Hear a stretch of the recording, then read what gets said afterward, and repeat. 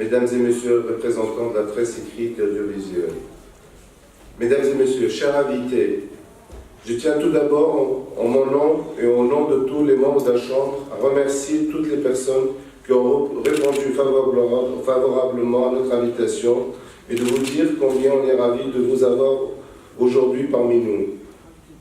Je voudrais aussi remercier et souhaiter la bienvenue à la délégation parlementaire coréenne composée de 4 députés présidés par son Excellence le vice-président de l'Assemblée nationale, M. Lee Jo-yong, ainsi que son Excellence, M. l'ambassadeur de Corée de Tunisie.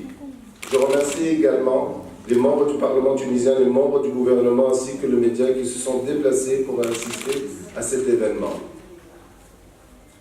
Les 50 années d'amitié entre la Tunisie et la Corée ont eu un impact extrêmement positif sur nos relations économiques et se sont matérialisées par une importante croissance d'échanges commerciaux entre nos deux pays. En effet, les exportations tunisiennes ont atteint une enveloppe de 61 millions de dollars en 2018 contre 150 millions de dollars d'importations sur la même période.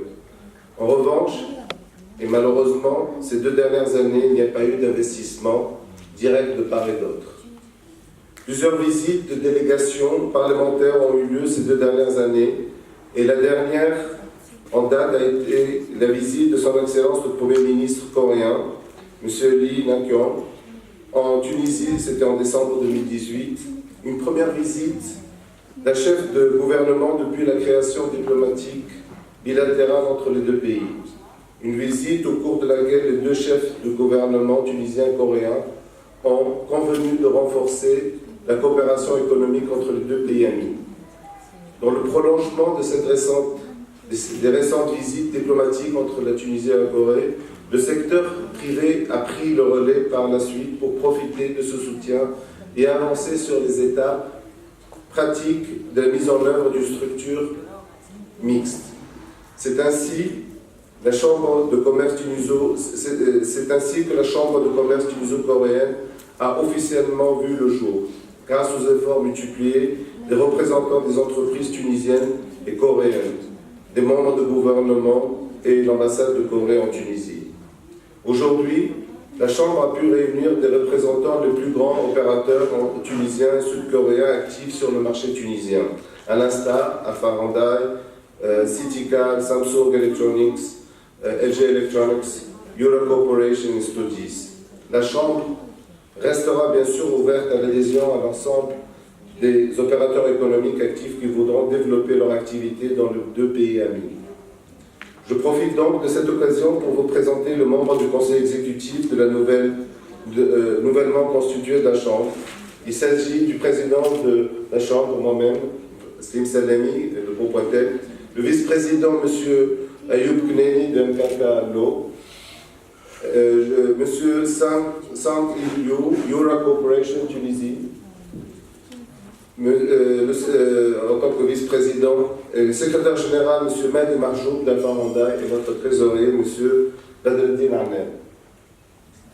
La mission principale de la Chambre qu'on se vise à réaliser sera 1.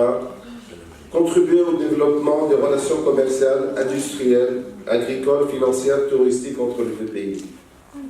De mettre en relation les hommes d'affaires tunisiens et coréens et leur donner toute assistance nécessaire afin de favoriser et faciliter entre eux la conclusion d'affaires. Mettre en œuvre des mesures de coopération technique dans le domaine de l'éducation, de la recherche et du développement entre les universités et le milieu industriel. D'organiser et promouvoir des manifestations économiques en vue de développer les échanges entre les 2 pays. Le premier défi de la Chambre pour les années à venir serait non seulement d'accroître les volumes d'échanges entre les 2 pays, mais idéalement ramener le déficit commercial à 0. Mais surtout reprendre le développement des investissements directs dans les 2 sens. Il y a eu de rappeler pour nos opérateurs tunisiens que la Corée du Sud est la 11e économie mondiale avec un PIB de 1655 milliards de dollars. et un PIB par habitant de 32 000 $. Et c'est par conséquent un marché pour le développement de nos exportations. Parallèlement, grâce à notre proximité géographique et nos accords de libre-échange avec l'Europe, la Tunisie peut se positionner en tant que partenaire industriel stratégique des entrepreneurs coréens qui souhaitent développer leur activité dans la région Europe, la région MENA et Afrique. Pour ce faire et pour atteindre nos objectifs qu'on a tracés, la Chambre aura par conséquence un rôle promoteur dans la promotion et le développement de partenariats commerciaux stratégiques dans les deux sens et en agissant en tant que facilitateur de transactions entre les opérations entre les deux pays. Notre Chambre se mettra continuellement à l'entière disposition des promoteurs désireux d'identifier et de réaliser des projets, de les informer, de les assister, de les orienter éventuellement.